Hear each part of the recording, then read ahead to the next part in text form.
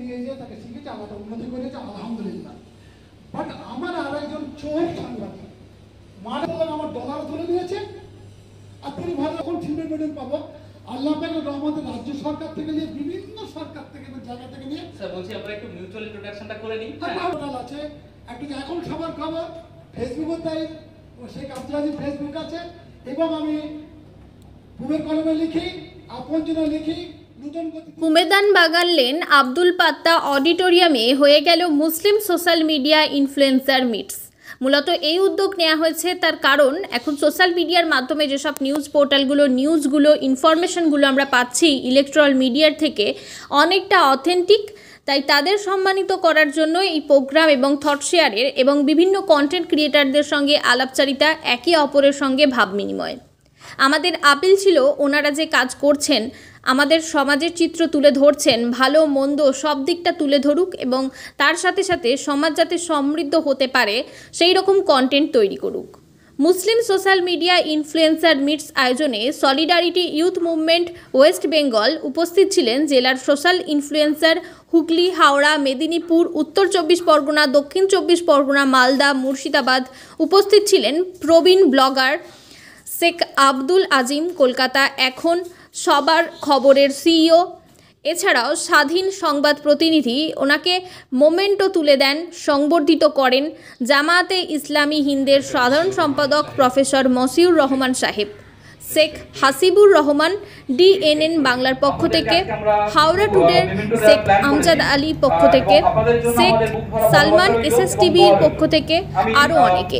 প্রধান গেস্ট হিসেবে উপস্থিত ছিলেন virtually Prashant Tandon, broadcast journalist and media expert doctor Mohammad Riyaz Aliah university assistant professor, department of journalism and mass communication assistant professor.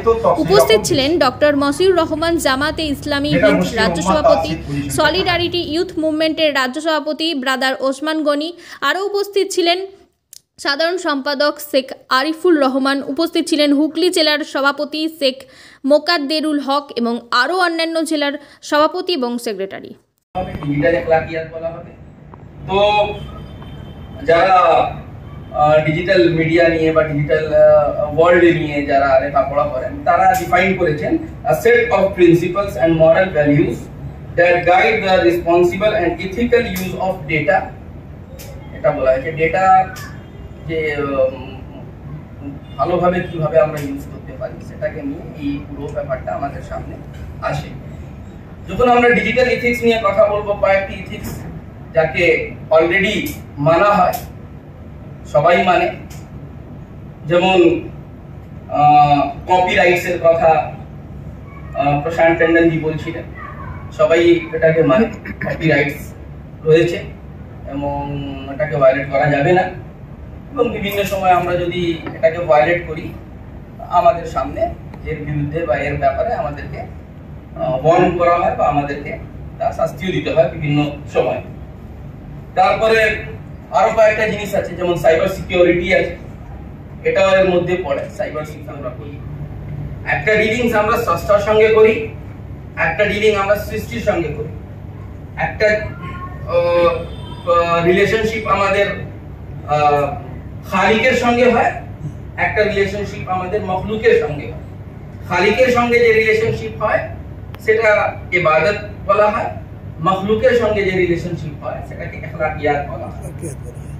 আল্লাহ নবী সাল্লাল্লাহু আলাইহি ওয়াসাল্লাম বলেছেন, আনা বুইসতু লিউতাম্মিমা মাকারিমুল ইখলাক, আমাকে পাঠানো হয়েছে ইখলাকের মারাতিব, ইখলাকের স্ট্যান্ডার্ডকে পূরণ করার জন্য, কমপ্লিট করার জন্য।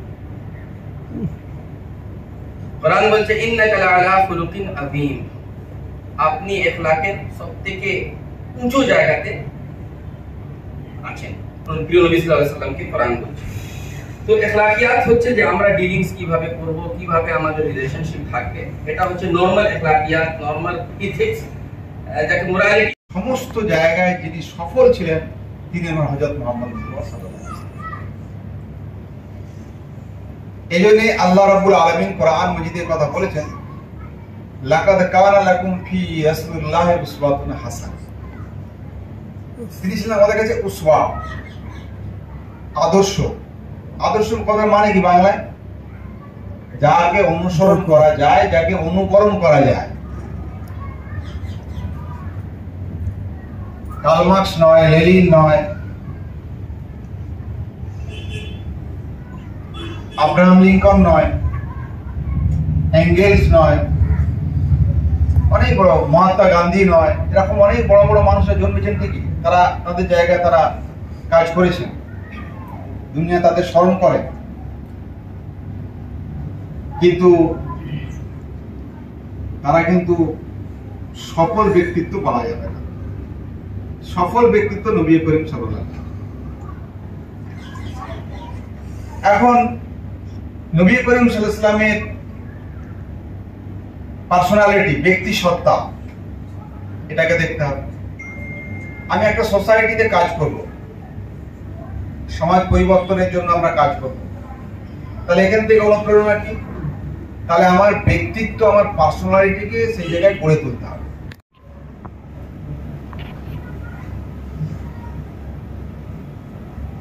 তাহলে যার যত বড় বেশি মর্যাদা এবং পদ, তার দায়িত্ব তো সেই রকম বেশি,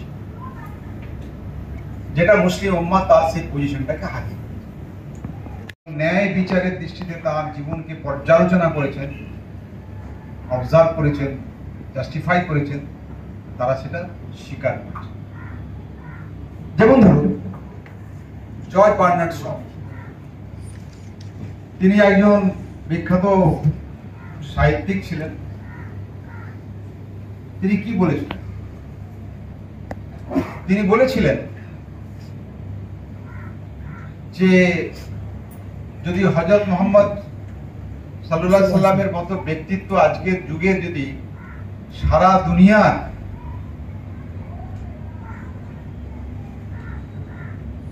কর্তৃত্বটা তার হাতে ন্যস্ত করে দেওয়া হতো, তাহলে মানুষের জীবনের যে আকাঙ্ক্ষিত শান্তি, সেই শান্তি সারা দুনিয়ায় আজকে প্রতিষ্ঠিত হতো, বিরাজিত হতো। এটার একটা বিখ্যাত উক্তি আছে। নবী হযরত সাইয়্যিদ আবুল আলা মওদুদী রাহমাতুল্লাহ আলাইহি বলেছেন, বানিয়ে জামাত ইসলামের প্রতিষ্ঠাতা এবং 20th সেঞ্চুরির সবথেকে বড় ইসলামিক স্কলার, মুজাদ্দিদ, মুফাসসির, মুদাব্বির, মুফাক্কির, তিনি বলছেন যে প্রপোর্শনেটলি মুসলমানরা যে দুনিয়ার বুকে তারা ইনফ্লুয়েন্স রাখতে চায়, ভিক্টরি হাসিল করতে চায়, বিপক্ষ শক্তিকে পরাজিত করতে চায়, যে কোনো ক্ষেত্রে, তাহলে তার প্রপোর্শনেটলি নৈতিকতার মান বেশি হতে হবে এবং পার্থিব উপকরণ তার তুলনায় কম হতে হবে। কিন্তু পার্থিব উপকরণ আমার যুদ্ধের জন্য, আমার যেগুলোর জন্য আমার দরকার নেই তা না, কিন্তু নৈতিকতার মানটা তাদেরকে তুলনামূলক বেশি হতে হবে। ট্যাঙ্ক আছে, গোলাবারুদ আছে, মিসাইল আছে, সবকিছু আছে, হাইড্রোজেন বোম আছে, কিন্তু ওয়েস্টার্ন কান্ট্রির মতো আজকে সমস্ত যদি মুসলমানরা যদি সেরকম হয়, সেকেন্ড ওয়ার্ল্ড ওয়ারে কি হলো? তিনি গটগট করে যাচ্ছেন আর তলোয়ারের আগাটা দিকে এরকম মারতে মারতে মারতে তিনি ঢুকছেন, লোকেরা বাধা দিচ্ছে, বলে আমাকে বাধা দিবে না, তোমরা ডেকেছো, আমি তাই এসেছি, আমি নিজে আসিনি। বলা হলো ওনাকে আসতে দাও। জিজ্ঞাসা করা হলো, আমাদের তো তারকারাজির মতো সৈন্য, তোমরা তো খেতে পাও না, ভুকা নাঙ্গা থাকো, আরবের লোক, তোমাদেরকে আমরা ঘেন্না করি, আমাদের সঙ্গে তোমাদের তো কোনো হাইসিয়াত নেই, কোনো মর্যাদা নেই, কি জন্য আমাদের সঙ্গে এখানে লড়াই করতে, যুদ্ধ করতে এসো? তা পার্সোনালিটি দেখুন। তিনি বললেন, তোমরা মানুষকে গোলামির জিঞ্জিরে আবদ্ধ করে রেখেছো, দাস করে রেখেছো, এনস্লেভমেন্ট, দাসত্বের শিকারে বন্দী করেছো। এই যে মানুষগুলোকে তোমরা তাদের উপরে খোদা হয়ে বসেছো, সকল খোদা হয়ে বসেছো, এই দাসত্বের বন্দি দশা থেকে মুক্ত করে তাদেরকে স্বাধীন করে দিতে চাই, স্বাধীনতা দান করার জন্য আমরা দুনিয়া, এবং আমরা একটা পজিটিভ সোসাইটি দেখতে পাবো। সেদিকেই আল্লাহ রাব্বুল আলামিন আপনাদের মেধাকে আরো বাড়িয়ে দিন। আমি আর দীর্ঘায়িত করছি না, আমি আহ্বান জানাচ্ছি জেনারেল সেক্রেটারি সলিডারিটি মুভমেন্ট জনাব আরিফুর রহমান সাহেবকে ভোট অফ থ্যাঙ্কসের জন্য।